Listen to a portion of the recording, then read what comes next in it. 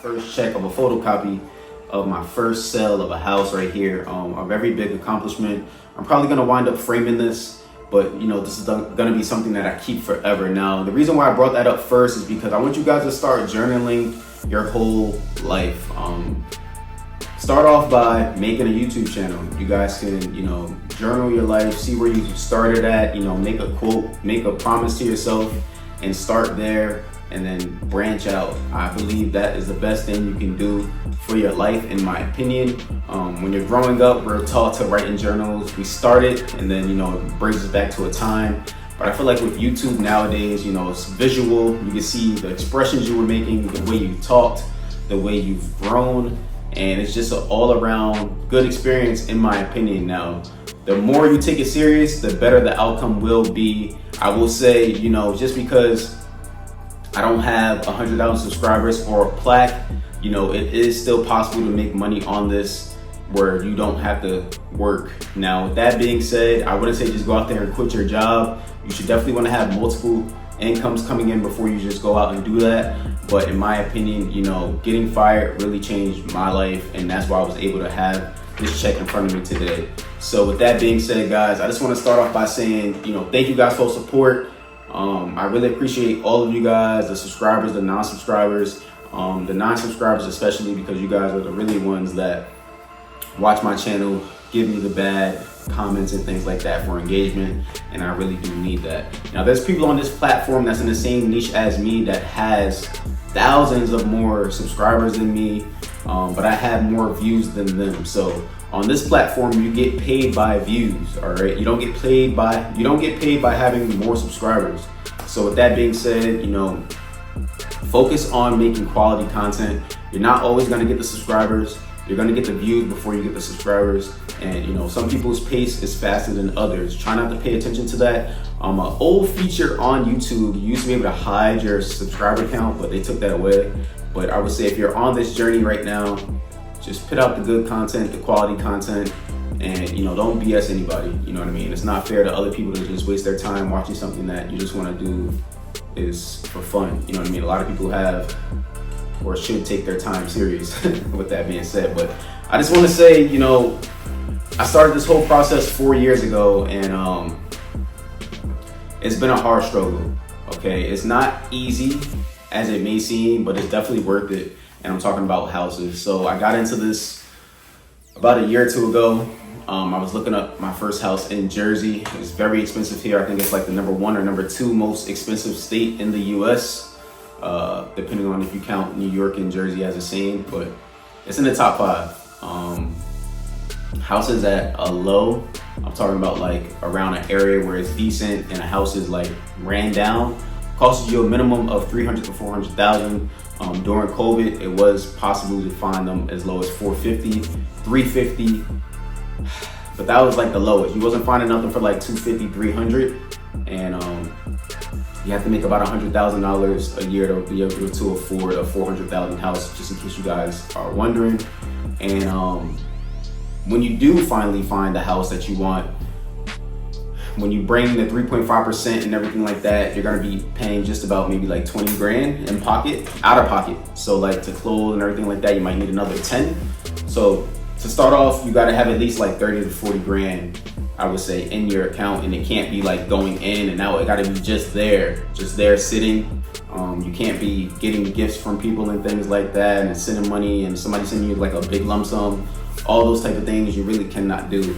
But anyway, I just want to give you guys like a little bit of insight, because I know some people don't really tell you guys a real insight. They just jump right into the point. But those are the things that you need to figure out, or how you're going to figure out to achieve to first even buy the house. Okay, and these are things I wish that I knew, because I didn't know this stuff. There's a lot of BS on the internet. There's a lot of people saying it's easy, it's this, that, and the third. It's really not. It's kind of hard, and if you don't know what you're doing, you're gonna be looking for the answers, and you won't know where to find them until you make mistakes. And I'm trying to do that, but I'm gonna shift to a different topic in a minute. But back on topic here, when I finally did find a house for 400,000, when everything was said and done, I think the mortgage was gonna be like $4 grand, and it was a 2-family. with a basement. Nice house, I loved it. Got outbidded. All right, so that's another thing. When you are trying to get something for a price, not as much anymore like 2-3 years ago, but people were outbidding you by like 50 grand, 100 grand, and it's just crazy. You know what I mean? What was happening during like early stages of COVID and whatnot. But now it's kind of like flip-flop. So the prices are down, but the percentage rates are up. So you kind of saving a little bit more money, you know what I mean? If that makes sense, before than you are now.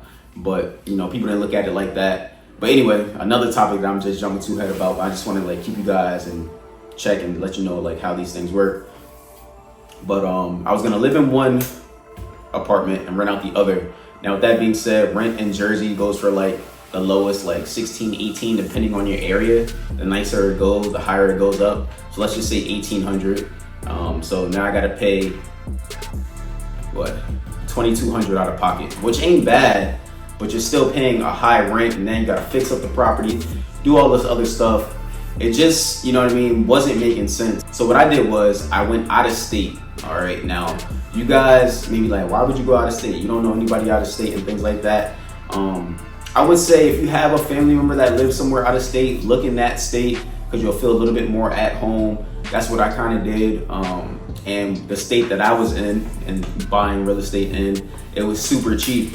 So I was finding properties for like 50, 100, 150, nice houses, or ran down for the cheaper prices. And I'm like, no way, these prices are so real. You know what I mean? Because I'm from Jersey. I'm used to prices being 400,000 for like something beat up. You know what I'm saying? But you got to go out of state. That's the only way you're gonna make money in the real estate game, if you go out of state. I mean, unless you got money like that, you want to go out of state, buy things that's ran down, and wait for these properties to go up. Now, with that being said, I went out of state. The sneaker market was crazy good between 2020 and 2020, early 2023. You know what I mean? It was still like a lot of wiggle room on prices and things like that. So what I was doing was I was just saving up every dollar. You know, COVID really showed me, and I'm sure it showed you guys as well, that a lot of these things we don't really need. Going out, doing all this extra stuff, spending all this extra money. It was a good period of time where a lot of people were up, you know what I mean? And if you were smart, you was trying to stack and hold on to that money because you didn't know what was gonna happen. Me and myself included, because I got fired in 2020. My back was against the wall. I was filling up the shoebox. The money was just coming in, extra shoes was coming in. I was doing it like I was doing back in the days, buying one shoe, selling one shoe, making my shoe cheaper, buying more shoes, getting them for free, eventually using my gift cards. It was basically like cleaning cash legally. I was using my credit card, buying a shoe, selling it, getting the money on my FLX account, using the gift cards. The shoe was cheap. It was crazy, all right? It did kind of change like all that stuff on Foot Locker and whatnot now. But back on the topic once again, I had to do something with the money, and I was like, you know what, what's the best thing to do than now flip houses? You know what I mean? It's a little bit bigger and a better market, and you never know the connections you can meet when you start getting into real estate and things like that. So long story short, I had bought a house, and in the beginning it was great, but I had a bad tenant, someone that knew the system, and it was just like downhill for like a good year. She wasn't paying. And then I tried to send her to court, and then during that time, it was like, wow, you had to wait like 3 months to go to court. Then she came back and said she didn't have representation, so then we had to wait another month. It was just like a whole process going like that. So eventually we got down to, you know, the midst of it and everything like that. But she had a program in order that I didn't know about, but the previously owner, I believe, did know about, and that's why he wanted to sell the house. If somebody's selling something, it's a reason why they're selling it. We don't know why, but 9 times out of 10, there's a reason why they're selling it. You gotta think, like, why would somebody wanna sell something that's making money? All right, so me being a first-time home buyer or real estate investor, I was like, you know, this is a great offer. You know what I mean? I can't pass this up, especially at the prices that's in Jersey. This is nowhere near that. And I felt like I had a few options that I can do, and I felt like, let me take the risk now so I can get better at it before I can't take these type of risks. So that was my whole mindset in really doing this. But cut past all of that, it took me about a year to get the payment from her. Now, if she didn't have this program, I would probably never got the payment and just would have had to evict her and taken a loss. But she had a program where she filled out in 2022, but used it against me when I bought the house in 2023. And when that happens, if you guys don't know, if you're a landlord and you try to evict somebody and you sell the house, that process you have to start all over again. You can't continue it, you can't roll it over to somebody else. And I did not know that. But I would say one thing you have to do when you are buying a house is ask for rent, stubs and dates of when these people paid. And when you're in the process, if you're not buying cash, it normally takes about 1 to 2 months to close on a house, the longest maybe like 3 months. And I would say in that period of time, ask them for stubs and put that in your contract so you can have a way to get out of the contract just in case those things don't happen. But I kind of lucked out on this house because, like I said, I didn't know she was gonna pay me, so I was depending on that program that she was in, and I didn't know if they were gonna pay me because COVID happened 3 years ago, and then she used this against me and it was approved in 2022. So I was wondering, like, why didn't he get paid from it? So why are they using it on me? Then I was in like a 180-day hold from it. It was just a crazy like situation. Like mentally, I was just like, I don't know what's going on. So I was like kind of forced to sell it, but I didn't want to sell it yet. I was focused on trying to get her evicted and then maybe fill up, the place before I tried to sell it.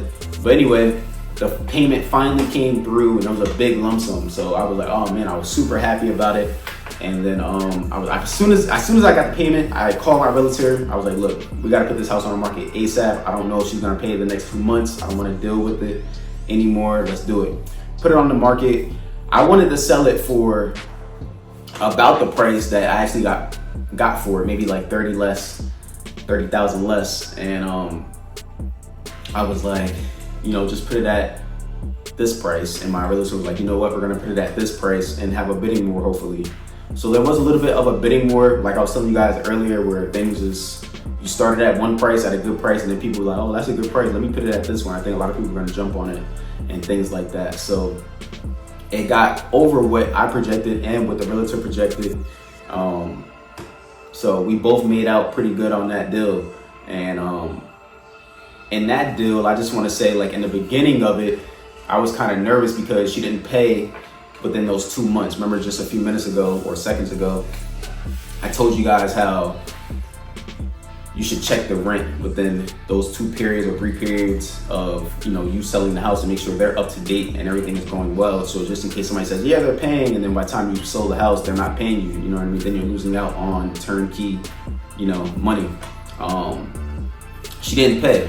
So I had to let the other buyer know that she's not paying, because legally you gotta let them know before you put them in eviction, before they can have a way to get out the deal, or you can get sued or whatever the case is. So I had to let them know, and it took 90 days for my house to sell because of this problem. I guess the buyer was scared that they weren't gonna pay the money and they wanted to live in the other half or whatever the case is. But I guess he had such of a good deal and loan, he didn't want to let it go. So eventually we did sell on it. I did give him a pretty fair credit in my opinion, just to compensate him. But I just want to tell you guys that it was the best decision I ever made in my life, buying real estate. It's kind of like selling shoes if you guys already are into that, but just at a bigger number and a little bit more, politics and different things you can and cannot do. Like you can't just kick your tenant out or turn off the lights on them and things like that. And mind you, within this whole time of when this whole process was going on, I think it was like a flood in the basement because it was raining real hard, and her water, she had no hot water. So she called me and I'm like, wow, you're calling me after 7 months and everything like that? Like I haven't heard from you in 7 months.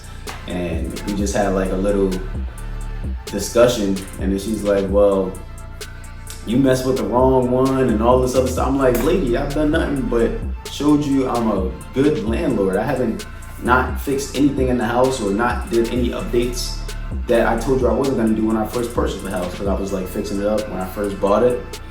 But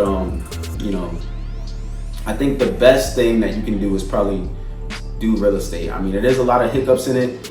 I haven't had any problems from my other tenant, which is a Section 8 tenant. I would say the best way to do real estate, in my opinion, is to always see a good candidate from Section 8, because the money is guaranteed for the most part. They pay like 20 or 30% depending on their situation. So you get a check every month and you get the other lump sum from the tenant. Your house does have to be up to code, but if you watch other gurus and all these other people on Instagram that lie and say like, oh, you don't want Section 8 tenants, they're gonna mess up your stuff and all this other stuff, that's not true. If they mess up your stuff, they lose their Section 8. Unless they wanna lose their Section 8, yes, that can happen. It does happen. I'm not saying that, everybody has the perfect Section 8 tenant, but normally like when you live in an apartment, there's wear and tear on certain things like walls and stuff like that. Stuff happens. You have to get that stuff repainted and whatnot every year or once they move out to get it back up to turnkey status. But I just want to say the Section 8 is probably one of the best things ever, man. I bought that house for a pretty low penny as well, out of state, and that price is double what I bought it for right now.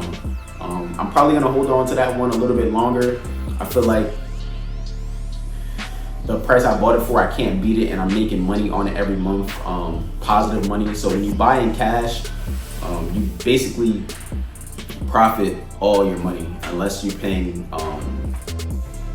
water bill and what's that called? Insurance, but you get that back at the end of the year when you do your taxes. I would say try to buy cheap and rent at a price where you'll make your money back. The thing with buying in cash though, the only way that it is possible is if you buy out of state, unless you have like a whole bunch of money. I'm from the hood, so you know what I mean? I like to buy houses that are in the hood, and I just have an eye for what can make money and what's in bad shape or what's in good shape that I can do something with. So I have a little bit of a statistic that I kind of look at, you know what I mean? And I would say that to me, it doesn't hurt. Now, a lot of people don't like to buy in the hood. They say like it's dangerous, you're gonna be paying a lot more than you're putting in and whatnot. I haven't had any problems for either house that I have in the hood. Like either house, other than the tenant being bad in one of them, either house, okay? And actually it was two tenants in that house that was really doing me bad, but the other one got evicted a lot sooner. It was the one that I had the most problem with and the one I was most scared about, but it really worked out in the end, guys. And this whole conversation, everything that I'm talking about right now, I just want to say, put your foot down and just say, let me give it a try. And it's never too late. It's never too late. August has been a really good month for me. August is when I started my YouTube channel. August is when I sold my first house. A lot of other things happened in August for me that, just really helped me in life. You know what I'm saying? So, when we get a job, we want to show the employer that we're good for the job. We can do what the job has to bring to the table. And then one day we're just like, you know what? Forget this job. I'm gonna do what I gotta do, be done. Start taking shortcuts, things like that. But when we first get it, it's like we enjoy it and we just wanna make it feel like our own. You know what I'm saying? Like I wanna show you that I can do this. You know what I'm saying? Like the way I was telling you in this interview. But somewhere down the line, there becomes something that happens and we're just like, you know what? I just don't want to do this no more, whatever the case may be. Or why am I doing my manager's job and he's getting paid more than me? He doesn't even know how to do this. And I know how to do it. And I'm doing multiple things and still getting paid one job title when I get brought in and you're telling me where my raise is gonna be. And I just think that don't put all your eggs in one basket. Once I've gotten fired, it really had my back against the wall, guys. And I want to say I never wanted to feel that again. And the time that it happened, it was February 28th, 2020. A week or two after that, everything was shut down. So just imagine, I'm pretty sure you guys can imagine, or if you've been through the same thing that I went through or got fired from a job before, you can feel or imagine how I was feeling. And I just didn't want to feel that again. So I just try to put my eggs in different baskets. I water my plants, you know what I mean? And I just keep my head focused, you know what I'm saying? Back to what I was telling you guys earlier, you have to just try. You have to try. You don't know until you try. You don't know until you try. Some people don't have it in them to be a boss. I get it. But for this doesn't require too much of anything other than having money, other than having a little bit of knowledge about a topic, and just having a little bit of trust in yourself. That's really what it comes down to. So I believe in you. I'm pretty sure You believe into yourself. But me, honestly, I'm gonna be honest with you guys. I am super